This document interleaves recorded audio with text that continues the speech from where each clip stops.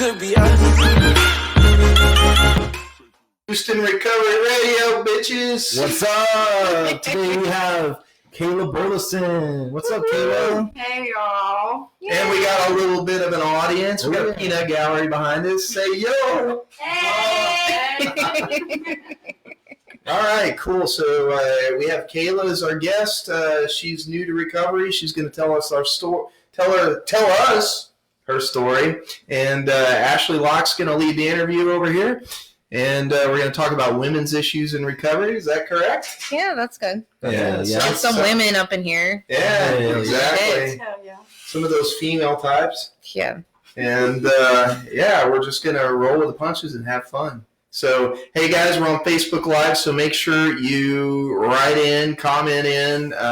Chris is going to be monitoring your questions, and we'll throw them out to her. We'll put her on the hot seat. Hell yeah. Yay. Yeah. Okay, Chica, so I love you. Love you. Okay.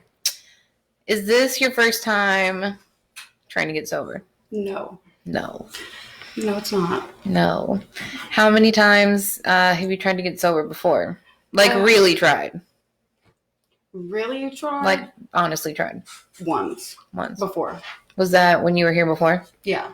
When I went to rehab before, and then a 30-day program, and then came to SLH after. And what does SLH stand for? Sober Living Houston. Right on. How long were you here before? I was here almost 90 days. I rushed out of here. I half-assed some step work, not thorough at all. Because, the color system, you have to be on a certain step to be on a certain color. So I just rushed to get to that color. And then it was like, I met someone they used, and I was like, it's fine. I'll stay sober, and I've got this. So, yeah, I left, and AA left also. So do you think jumping into a relationship early in recovery led to the demise of your recovery? Probably, and also it was just stupid. Like, I knew that this person drank and abused pills. And I still, how my mind works, it told me, it's fine. I won't do it. Can we rewind just a little bit? So how old are you now, if you don't mind me asking? I know you're not supposed to ask a lady, but that's only if you're like really old. You're not supposed to ask. I'm 27. Okay. So when did you first start using, or when did you start developing an addiction? How young? It was probably about 16. I mean, I used before that, but after my daughter was born, and things with her father, just things in life started declining, and that's when it really picked up, and I started drinking a lot and using Xanax a lot and mixing them a lot. When did you first start thinking about recovering, or when did you first realize maybe I have a problem and I should start doing something about it? I think it was in 2014, 2015. I had quite a few friends that passed away from their addiction, and I was in vet assisting school, and I stopped going to my externship in the very last part of it, and they wouldn't let me come back because I had taken a break and went and checked myself into a mental institute, West Park Springs. Hey, I've been there. High five! You're in the Looney Bin Club. Oh yeah, the crisis center at Texana for Fort Bend County for me. Mm-hmm. Yeah, it was so much fun. I went there during my last part of my externship. I got out and they wouldn't let me finish it. So that was the first time I was really like, something. This is not right. I need to try to focus. It didn't happen then, but Have you been Okay, so that's what made you come to Sober Living Houston? No. Or did you keep using for a little bit after that? Oh, yeah. Oh, yeah. Oh, yeah. So what made you finally decide to do treatment in sober living? So last January, I got a DWI because when I was drunk, I didn't want to stay put anywhere. Someone say, I'm going to sleep. I'm like, well, I'm leaving. I decided to leave and got pulled over, got a DWI, and I got out of jail, and that was not enough for me. And the last thing that really happened before I went to rehab, I was looking for some wine in my house, which they tried to clear out. I found a bottle, had it in a cup, was walking outside, dropped it, and I got on the floor and drank it off of the floor. And my daughter had saw it, and I didn't know she saw that until later on. My mom told me that she had questioned her about it, asked my mom something, do you think that's disturbing that my mom was doing that? So that was... You're like, hell no, Mom. It's good wine. God damn. That's a $30 bottle. What the fuck? Yeah, and then around that same time I got fired from... I was working at a pet shop. I got fired from there for trying to steal a dog toy. What were you going to do with that dog toy? I had just gotten a puppy. And they found it in the water. That's the excuse.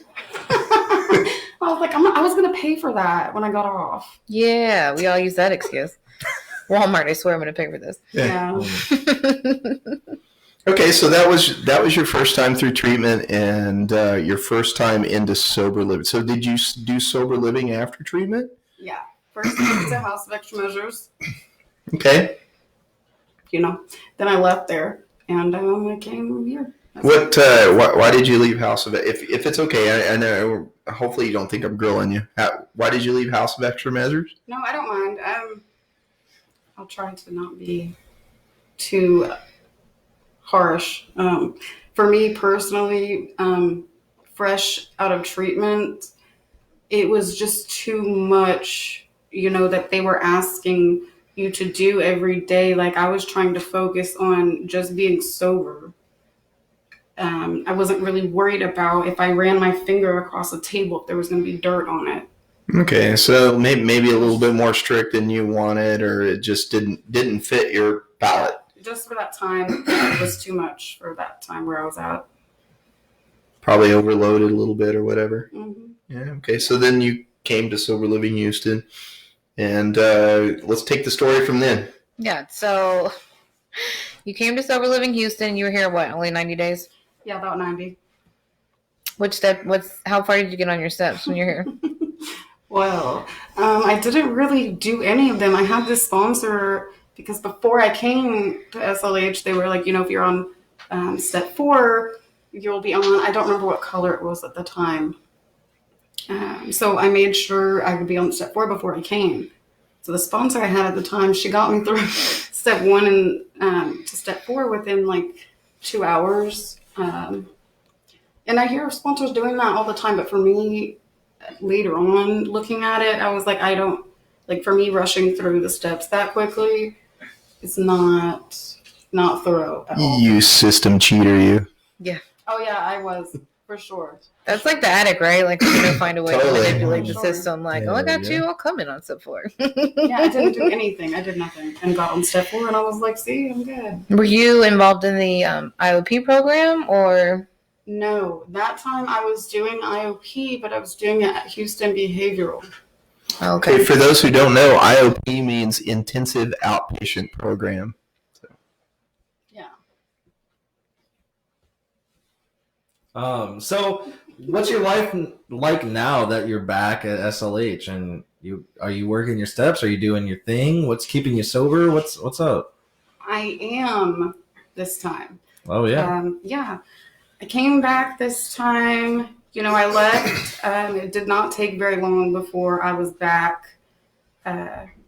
drinking before work, on the way to work, during work, and after work, hitting mailboxes on my way to work again. And one day I had an Adderall and I could not find it, and I blamed my sister for taking it. And that's the day, like, I flipped out and I was like, I need another one. I'm gonna go crazy. And I was like, I think today's the day I need to go back. So I went back, and I guess last time it was, it was partly for me, but it was a big majority was for others who wanted to see me sober and doing things correctly in life. And I didn't really care yet. I care now for myself and then following for my family.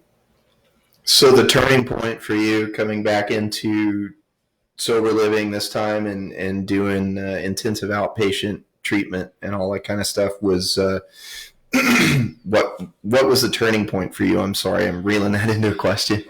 I got a question. I just thought how quickly I was getting back into the same pattern and the same lifestyle that I was at right before I came to treatment in the first place. It wasn't taking very much time for bad shit to start happening again. And how long were you gone? A couple months, 2 months, 3 months? Yeah, about 3. I left right before maybe the end of June, beginning of July, something like that. And I came back in November. So in between there, it was going downhill really, really quickly. And I feel that if I wouldn't have come when I did, something really bad would have happened. My DWI, I was missing a judge-ordered UA. Oh, man. Yeah, because I was in Galveston. And I was like, well, I'm not going. I'm not over there. Well, now you're doing 24 hours in jail because you didn't come. Stupid thing. Consequences were piling up, huh? I do what I want. Yeah. Pretty much. Yeah. So we got a question from a viewer named Shane Amari Davis. Hi. What's up, Shane? Hey, Shane. Shane says, "Hey, boo, how does it feel to be famous?" Infamous, right? Then Shane goes on to say, "But really, what's something you've learned about yourself since you've been back in sobriety?" I've been learning a lot about myself, and I've had a lot of positive changes going on. But I would probably say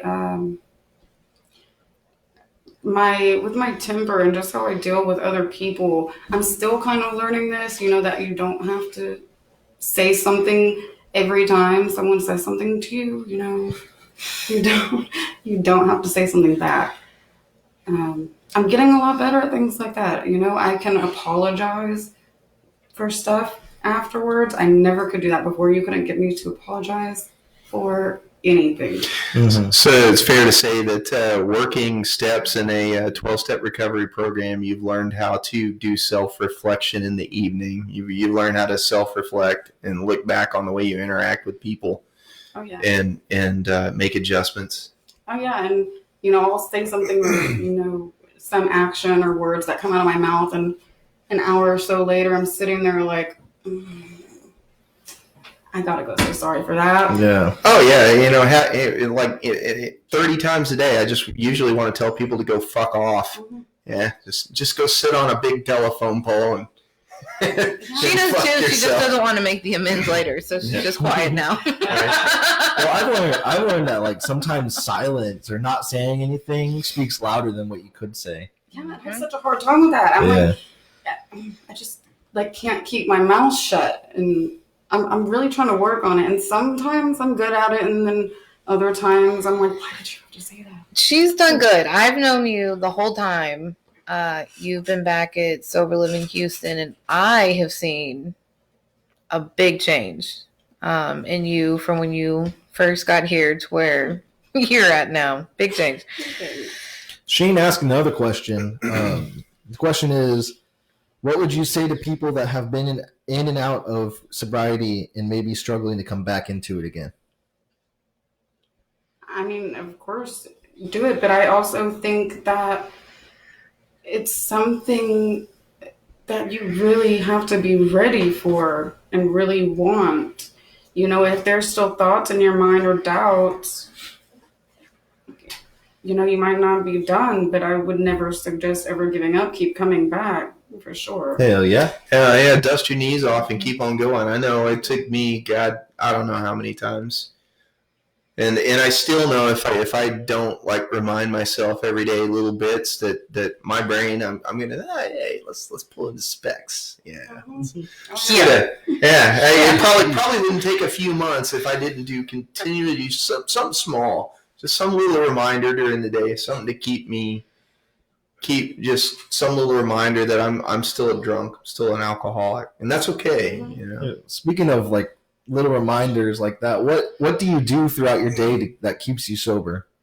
Well, for me, especially right now being basically on lockdown, the girls in the house has been such a big support for me. I'm not able to really see my family right now. That's been a huge stressor and trigger for me lately.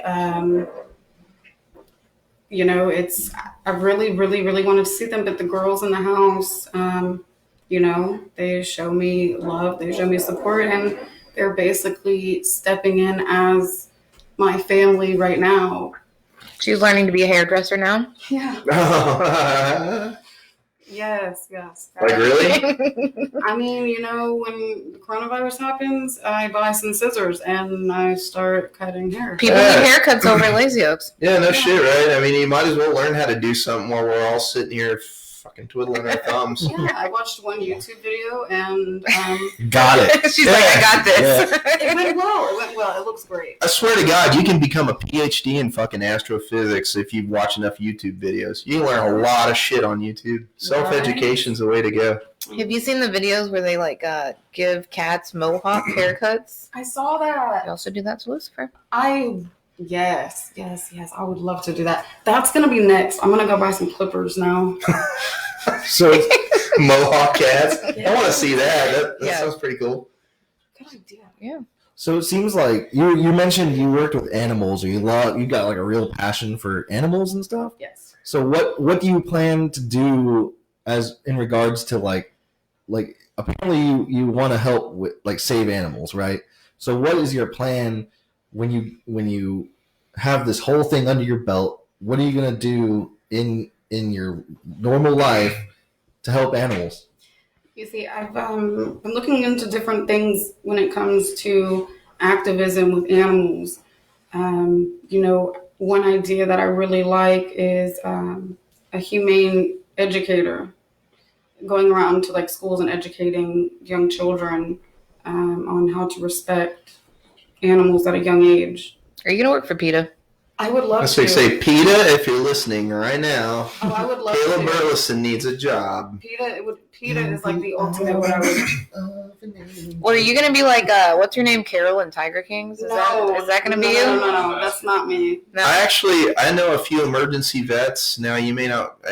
I know one that does euthanasia as well, but you know, I got some contacts there. Yeah. See, I was in the clinic during my extern for vet assisting. I've always loved animals since I was a little kid. I always wanted to work with animals. And so when I was in the clinic during my extern, I had to sit in for a few euthanasias. And they're like, don't cry. And there's this man holding his dachshund. And this grown man starts crying over this little tiny dog. And I'm like, oh my God, how am I not supposed to cry right now? And I managed to not. And as soon as we left, I ran to the break room and just lost it. The next day they had a blanket laid out and they're like, yeah, it's for a mastiff euthanasia. And I was like, nope. It's a big ass dog. Yeah, it is a big dog. Yeah, I'm more for the animal rights, you know. And I understand vets, they're helping them, obviously. It's just that scene, I'm too much of a softie with animals when it comes. All right. So career aspirations aside, what kind of we know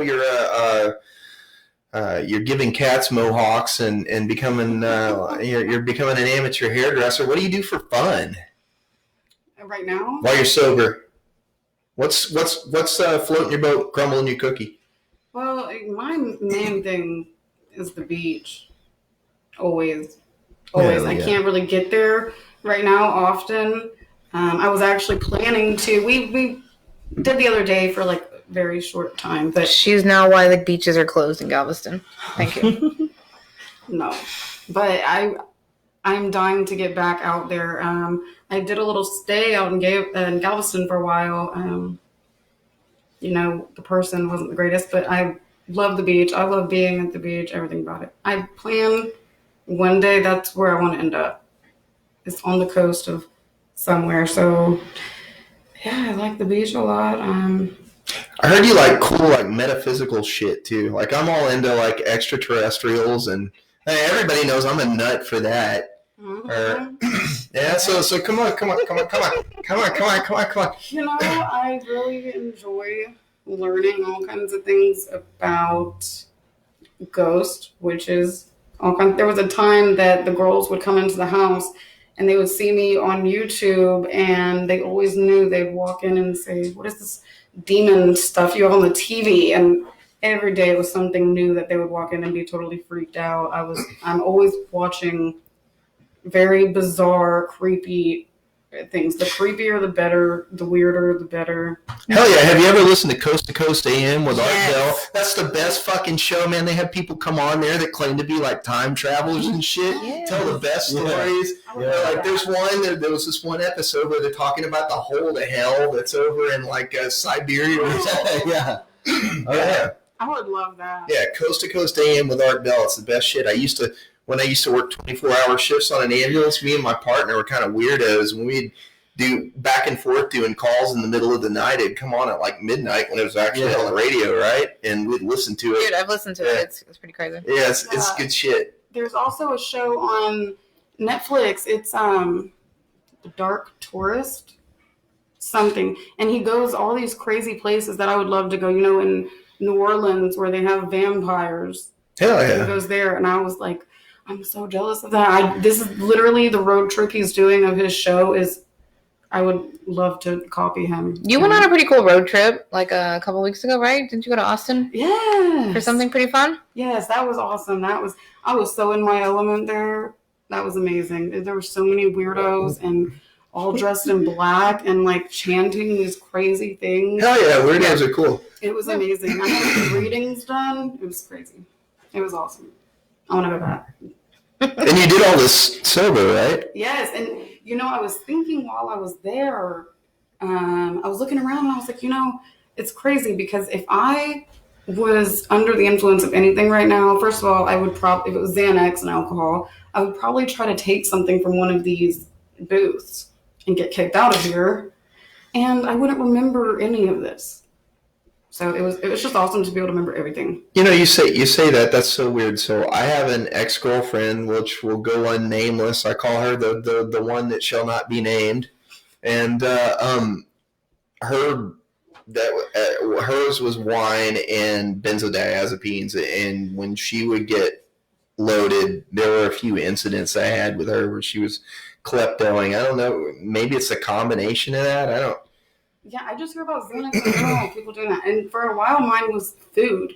I would go in the grocery store and just take food. I don't know why. I would wake up with people's food next to me and be like, what are you doing?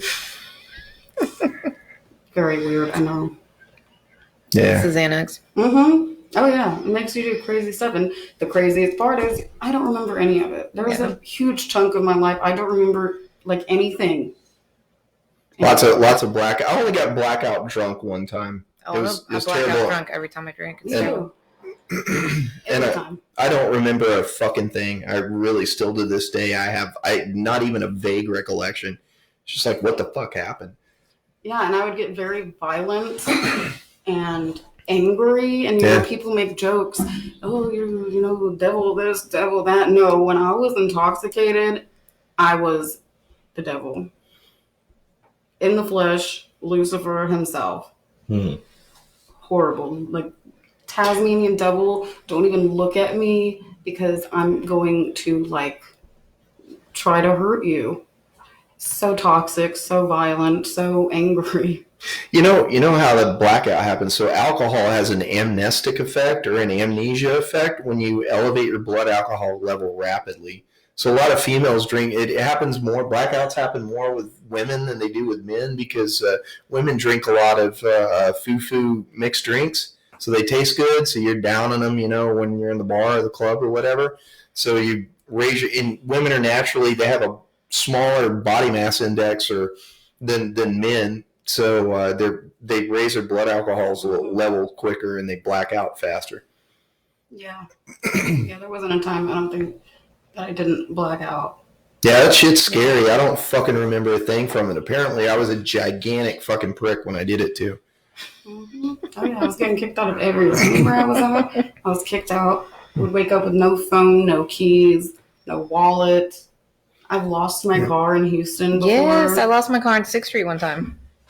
Yeah, it was an adventure finding it. Yeah, it was terrible. Yeah, I woke up on 610. I had no idea where I was at. That whole thing.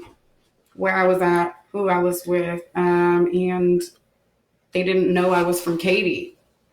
So they had to drive me all the way across town in the morning when they were trying to go to work. And then I'm like, I don't know where my car is. We had to adventure around Houston just looking for my car. I literally didn't know the street it was on. Nothing. That's scary. Yeah. Yeah. I was at my ex-girlfriend and I were living together, and we went to a Halloween party, and apparently I was drinking wine glasses, like half full of bourbon whiskey, and I don't even remember she walked me home because I was getting really fucking sloshed, and apparently I got all pissed off at her and slapped her in the face. The next morning I woke up on the couch. There was a bowl of fucking vomit next to me.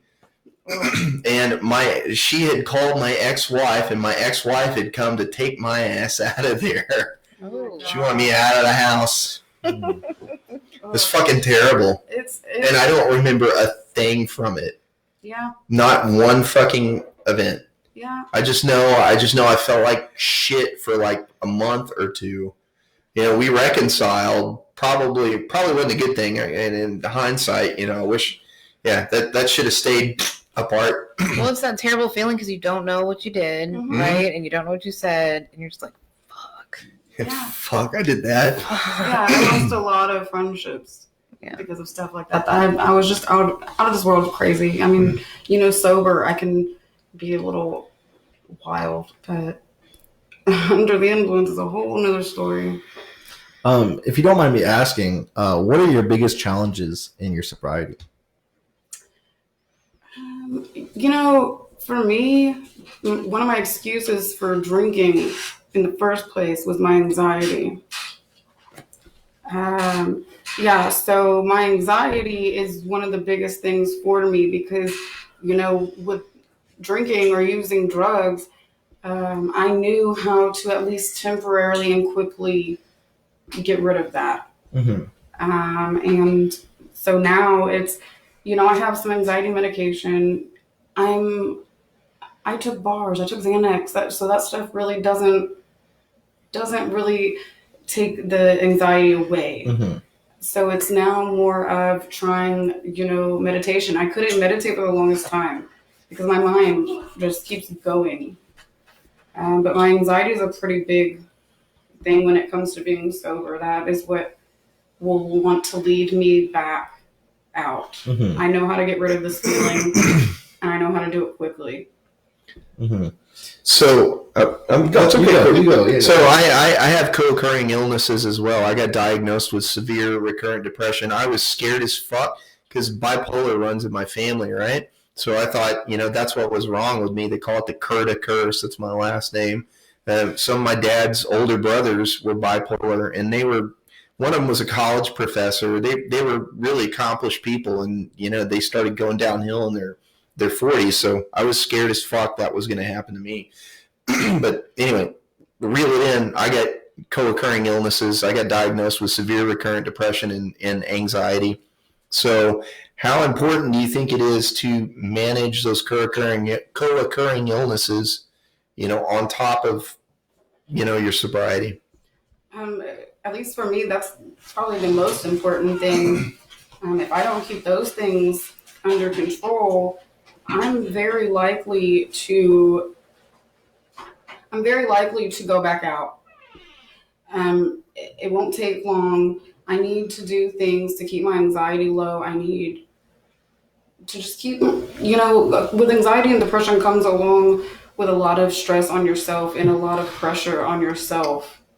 And so getting into meditation, doing those things, that's very important for me. I'm going to go back out. If I let it eat me up, that's the end of it. How'd you get turned on to meditation? Because that was something you just all of a sudden started doing one day. You were just like, I'm meditating now. It's honestly all the witch stuff. That's cool. Stuff that I like, You're amongst freaks here. I mean, you're good. Yeah, I read a bunch of stuff like that, and I just kept stumbling upon these things about meditating and astral projection and stuff, and I've known that meditation and probably yoga would probably help me a lot with my anxiety. I just didn't ever think I could get to it because my brain won't shut off. I can't focus on nothing. Do you have an app or something you use, or you just read books, or? I play these YouTube things. I have a whole playlist of ones that I listen to. Some are just music, and some are chants of the mantras, the om. Yes, yeah. There's an Indian one that I love, and it's 4 different words that he's chanting literally over and over and over again for about 3 hours, and those are my favorite ones. So I got a cool little tidbit of information that the om, that is very similar. So the Earth's magnetic field actually has audio actually resonates at a certain frequency. It's called the Schumann Resonance. It resonates at you'd have to look it up, but I think it's 8.2 hertz. And that om is very similar sound to that resonance, the Schumann resonance. So it's the sound of the earth. It is 7.83. 7.83 hertz? Yeah, the Schumann resonance. Sorry, I was a little off on the numbers there. Thank you, Google. Yeah. Where's the Alexa? Yeah, so that's another thing that I'll listen to is things at different frequencies for different things. I can't think off the top of my head, but there are just different things, specifically that are supposed to have different frequencies that you listen to get whatever you're trying to get out of it. I need to turn all you guys on to the Wim Hof Method. Shireen. You got a real boner for Wim Hof. I do, man. That stuff is good. It's a certain breathing method. You basically, in a nutshell, you're basically getting high off your own oxygen. You're hyperoxygenating in your body, and you meditate at the end of these cycles. You meditate to it, and it's very similar to an LSD trip. And I have done a handful of LSD trips. And it has some psychedelic properties, and it will. You look like I'm ready to say something. There's a lot of people out there that may not know who Wim Hof is. Who's Wim Hof? Yeah, the Iceman. So this is he's a Dutch guy, and he has 26 world records. He climbed Mount Everest in his shorts. But anyway, the guy can stay in ice for 2 hours. He can regulate his body temperature. It's even proven he can regulate his immune system. His response. He's been tested. He's been on Joe Rogan. He's been on a lot of places. But I know a lady that I got introduced to. She's so cool, and she's actually certified by him to teach it. And it's pretty cool. And hopefully Shireen's listening, and we're trying to work something out to bring that to people in recovery. That would be awesome. Yeah, that would be awesome. I'm always looking at new different techniques and things for different meditations and stuff. This stuff works, and it's meditation's hard to do because I've tried it. It takes a long time to quiet and still your mind. It takes practice. Sometimes first few times you try it, maybe 30 seconds, you're already fuck this shit. It's whatever. This is stupid. I go to sleep. Yeah, I go to sleep. I'm out like a light. Anxiety, my mind is just But this works. This works the first time. You will get something out of it the first time you do it. And then when you get in an ice bath, it's kind of like facing your fears, right? That first 90 seconds in 32-degree water.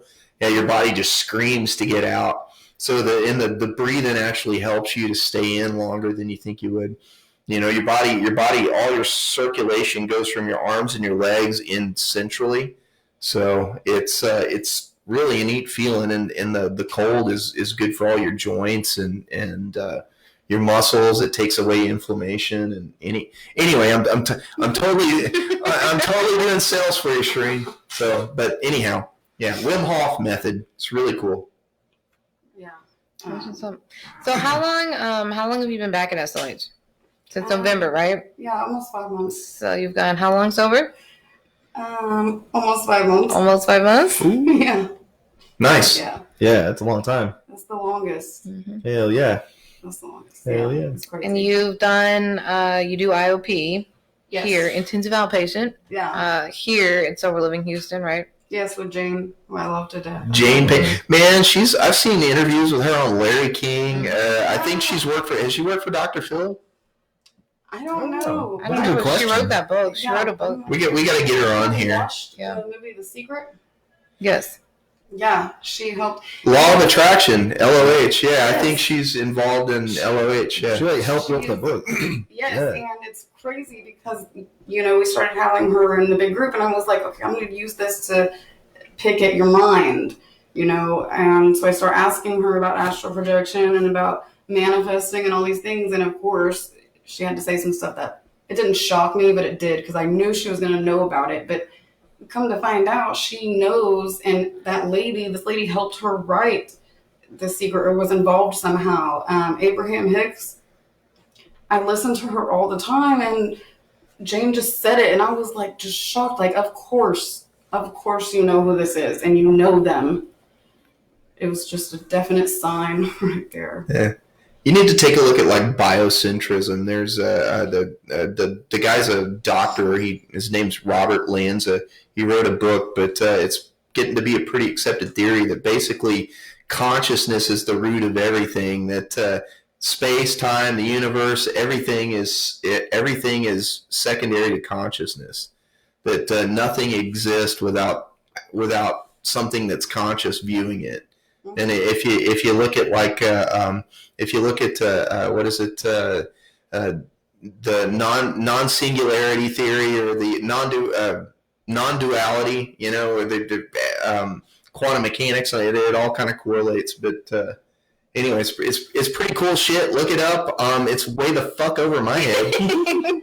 Yeah, a lot of that's way over my head, but I just like learning about it, and some of it I'm like, I have no idea what that means, but keep telling me. So what do you think, what's the biggest difference this time around than the first time around? Or is there multiple things that are different? There's definitely multiple things, and the biggest is definitely my seriousness. Hell yeah. Yeah, and I thought I was taking it serious last time until I realized I wasn't, not doing anything I needed to. Meetings were I did not enjoy anything about them. I was like, when is this hour up? When are we leaving? Now I actually enjoy hearing other people's stories or what they have to say.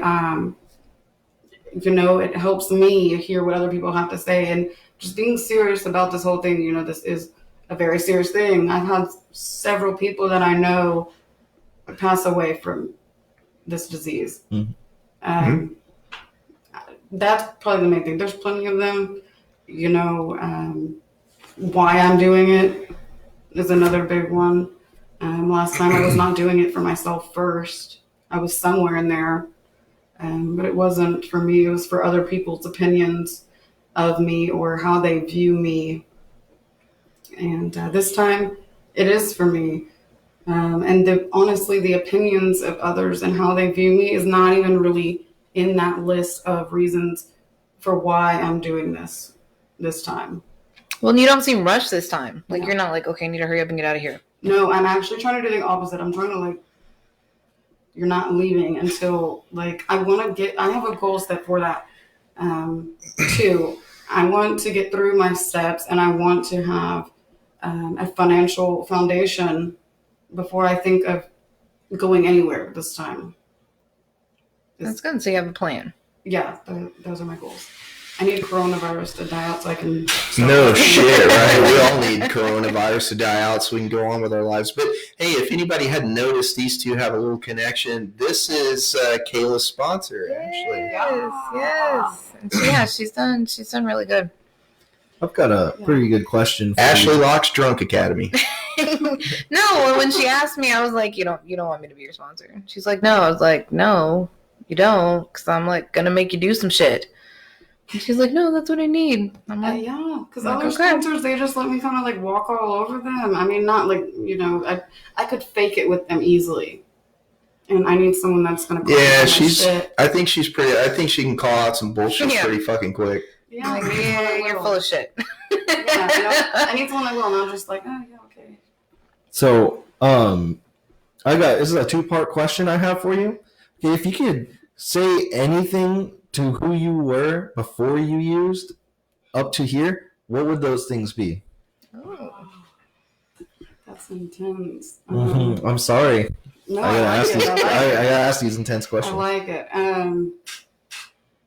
It would probably be, not that myself would probably listen, but it would probably be like, take a look, like a hard look at your life. Take a look at how things are going and try to just nudge myself. Like, you're in a very shitty place. What are you doing? And boys are stupid. Yeah.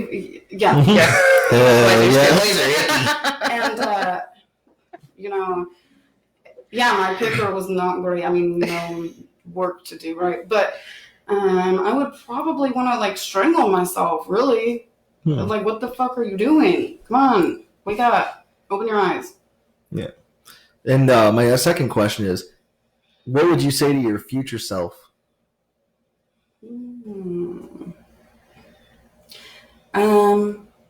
That we have a long way ahead of us. Hell yeah. But we're getting there. Hell yeah. That's good.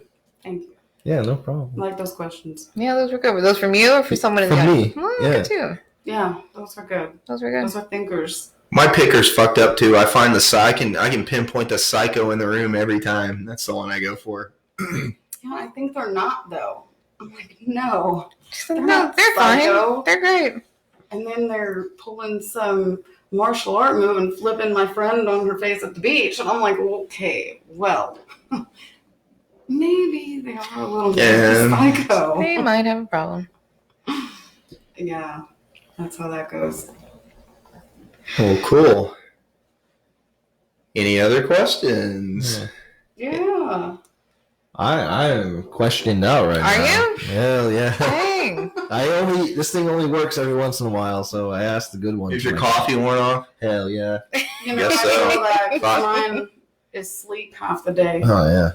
So, what would you tell people that are maybe new to sober living or being in a sober living setting, new in their recovery? Do you have any words of wisdom?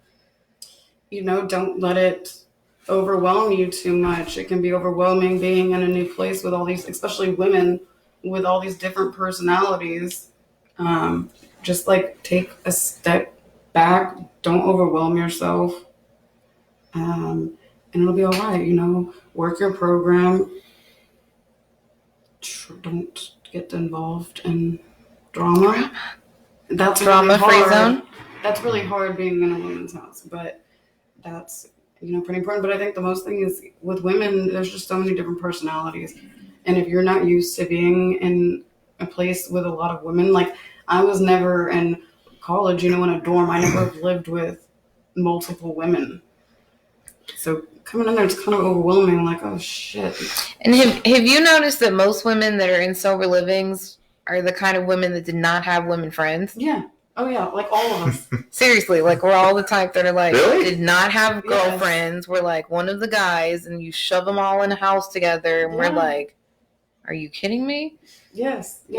Like every single one, pretty much, that is pretty much how they've been in their life. Yeah. No women. So speaking about sober living, the accountability that you have there, how do you feel that helps or hinders you knowing that, hey, there's somebody there, there's a staff member there watching your behavior, monitoring your progress, UAing you, whiz quizzing you. Oh, that. Making you do chores. Yeah, making you do chores. That's a huge thing. Huge for me. You give me too much slack, I'm gonna take it. Especially very early in recovery. Like, I need to be under a microscope. The UAs, I love them. It's very weird to say maybe, but I love them. Like, give me all of the 12 panels. I love doing them. But if I didn't have that accountability, I don't know. I can't really say what I would have done or what would have happened. Right now, I don't even know what I would, I can't really say what I would do if I didn't have it, but I do know that it is very important for me to have the people. And the accountability. Yeah, for sure. Somebody sniff. I would try to pull all kinds of shenanigans, convince people that, yeah. Yes. So. And the chores, those help me out too. I can be very, very hard-headed and very stubborn. My favorite animal is a donkey. Maybe that has something to do with it. But hard-headed and stubborn, yes. You tell me don't touch that wall, I want to touch that wall. Don't think about pink elephants, right? Yeah. Like that, I don't know. That's just the way I am. And so, you're telling me to do this. Well, now I don't want to do it. That is the obstinate personality. Yeah, don't tell me to do it, and then I'll do it. So no. Go ahead. I was just gonna say, do you think women have more challenges, or it's harder for women to be in recovery than men?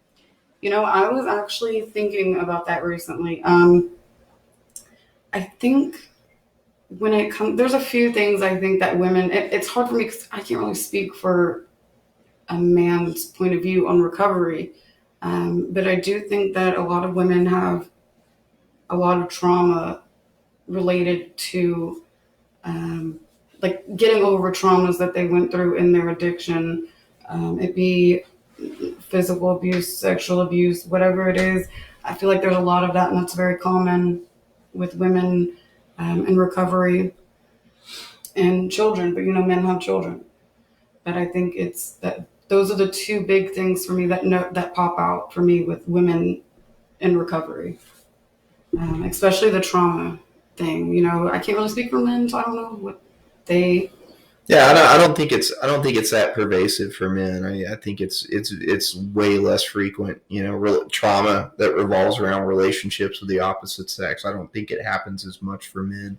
Yeah, I can personally speak for myself. I actually had I was in an abusive relationship. She had a borderline personality disorder. This is the one that she'll go unnamed, and yeah, she was extremely verbally abusive. That kind of fucked me up. That took after we finally split, it took a major incident for us to split, and it was no communication after that. But yeah, it fucked my mind up a little bit there for a little while, for sure. Yeah, and that's probably what led me into addiction. I won't put all blame on something that happened, but having a child at a young age and life happening around that, shit things happen in life. And it involved relationships. That was like a pushing point for me to be down the road of an addict. Yeah, we're the product of our environment. The people we bring into our environment. If they're shitty people, or if they're negative people, that you're gonna have a negative point of view. It's going to bleed over into you, for sure. You mentioned that point. Gabor Mate, he's a physician. He's like an expert on addiction. He says, hey, addiction is a symptom of trauma. Most people that have addiction have some kind of trauma in their past. Addiction, and it says it in the big book, right? Addiction is but a symptom of our drinking was but a symptom. Yeah, so we're all self-medicated.